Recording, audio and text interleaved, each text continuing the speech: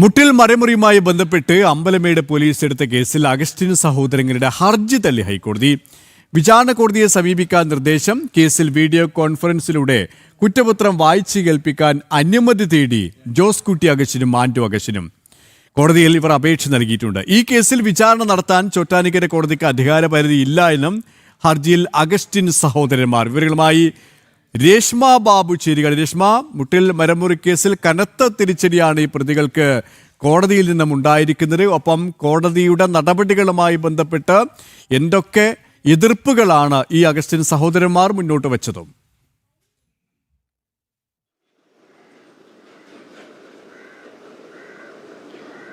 സുരേഷ്, മുട്ടിൽ മരമുറിയുമായി ബന്ധപ്പെട്ട് അമ്പലമേട് പോലീസ് എടുത്ത കേസിൽ അതിന്റെ വിചാരണ നടപടികൾ സ്റ്റേ ചെയ്യണമെന്നാവശ്യപ്പെട്ടുകൊണ്ടായിരുന്നു റോജി അഗസ്റ്റിനും ആന്റോ അഗസ്റ്റിനും ജോസുകുട്ടി അഗസ്റ്റിനും നേരത്തെ ഹൈക്കോടതിയെ സമീപിച്ചത്.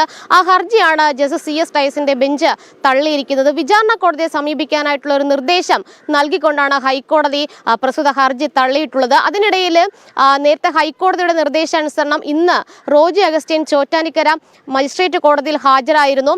അതിൽ ചില നടപടികൾ ഇന്ന് നടക്കുകയും ചെയ്തു. അതായത് റോജി അഗസ്റ്റിൻ ഹാജരായ സമയത്ത് ചില കാര്യങ്ങൾ കോടതിയുടെ ഭാഗത്തു നിന്നും വിമർശന രൂപേണ പരാമർശമായിട്ട് ഉണ്ടായിട്ടുണ്ട്. ചോറ്റാനിക്കര മജിസ്ട്രേറ്റ് കോടതിയിലെ മജിസ്ട്രേറ്റ് ചോദിച്ചത് കോടതിയെ കളിയാക്കുകയാണോ, അതായത് റോജി അഗസ്റ്റിനും ആന്റോ അഗസ്റ്റിനും ജോസുകുട്ടി അഗസ്റ്റിനും ഹാജരാകണം എന്നുള്ളതായിരുന്നു നിർദ്ദേശം. പക്ഷേ റോജി മാത്രമാണ് ഹാജരായത്.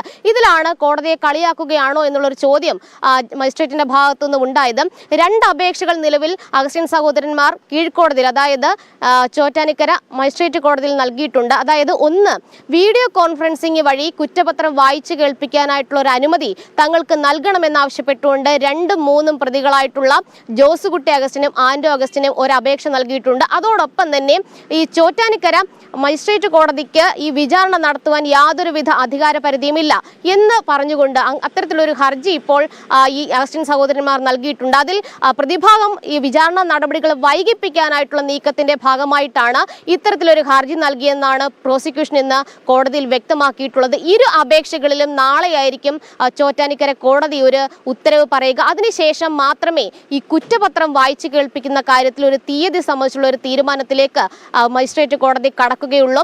ഈ കേസ് എന്ന് പറയുന്നത് അമ്പലമേട് പോലീസ് 2021 അഗസ്റ്റിൻ സഹോദരങ്ങൾക്കെതിരെ എടുത്ത കേസാണ്. അതായത് മുട്ടിൽ നിന്നും മുറിച്ചു കടത്തിക്കൊണ്ടുവന്ന മരം എറണാകുളത്തെ ഒരു സ്വകാര്യ മരക്കമ്പനി ഉടമയ്ക്ക് വനവകുപ്പിന്റെ പാസ് ഉണ്ടെന്ന് പറഞ്ഞ് തെറ്റിദ്ധരിപ്പിച്ച് നൽകി. അതിൽ ഉടമയായിട്ടുള്ള അലിയാറാണ് വിശ്വാസവഞ്ചന ചൂണ്ടിക്കാട്ടി പരാതി നൽകി. അതിൽ അമ്പലമേട് പോലീസ് 2021 കേസെടുക്കുകയുമായിരുന്നു. ഈ കേസിൽ അഗസ്റ്റിൻ സഹോദരങ്ങൾ വിചാരണ നേരിടണമെന്ന് ഹൈക്കോടതി ഉത്തരവിട്ടതിന്റെ പശ്ചാത്തലത്തിലാണ് ഇപ്പോൾ മജിസ്ട്രേറ്റ് കോടതിയിൽ നടപടികൾ പുരോഗമിക്കുന്നത്. സുരേഷ്.